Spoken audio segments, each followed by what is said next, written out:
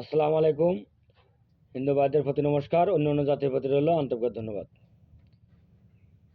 এবং আমাকে যারা দেশ ও দেশের বাইরে থেকে কমেন্ট করেছেন, গুরুজি শোষো পড়া বশীকরণ দেন, শোষো পড়া বশীকরণ দেন। তবে দেখেন, আমি আজকে আপনাদের মাঝে শোষো পড়া বশীকরণ উন্মুক্ত করে দিচ্ছি। এবং আমার ভিডিওটা যদি আপনাদের কাছে ভালো লাগে, বেশি বেশি করে লাইক করবেন, শেয়ার করবেন, কমেন্ট করবেন। আল্লাহ হাফেজ। আল্লাহ হাফেজ। ধন্যবাদ। সকলেই ভালো থাকেন। আমি শোষো পড়া বশীকরণ বিদ্যায় যাই। তবে দেখেন, আপনারা যারা শোষো পড়া দিয়ে বশীকরণের কাজ করতে চান, বাড়িতে বসে থেকে কাজ করতে পারবেন। তবে দেখেন, আপনারা শনিবার অথবা মঙ্গলবার ফয়লা দোকানের উত্তরমুখ করা যে দোকান, সেই দোকানের শস্য কিনবেন এক দামে 21 টাকার। যদি না দেয় বলবেন, ভাই 100 গ্রাম শস্য দেন। 100 গ্রাম শস্য নিয়ে আসবেন।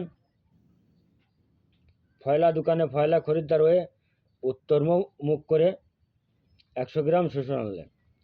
100 গ্রাম শস্য আনার পরে এবার এই শস্যটা আপনার গঙ্গার জল আর গোলাপ জল একসাথে মিশ্রিত করে ভালো করে শস্যগুলো ধোবেন, ধুয়ে রোদি দেবেন।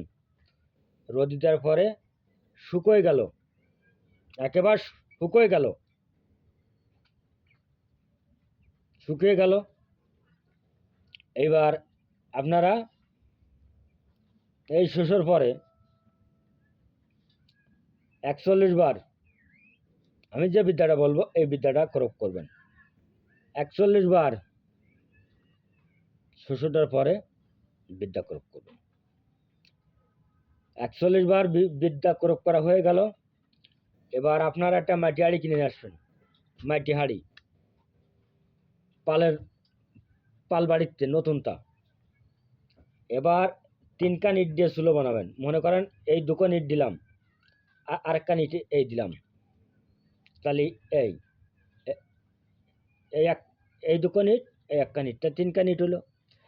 এবার 3 কান ইটির পরে আপনারা নতুন হাঁড়িটা বসায় দেবেন, দিয়ে 100 গ্রাম শস্য 7 দিন ভাজবেন। তাই 7 ভাগ করে নেবেন। 100 গ্রাম শস্য 100 গ্রাম শস্য 7 ভাগ করে নেবেন। 7 ভাগ করে নিয়ে আপনারা 7 দিন ভাজবেন। মেয়ের বাড়ির মুখ করে বসে ভাজবেন।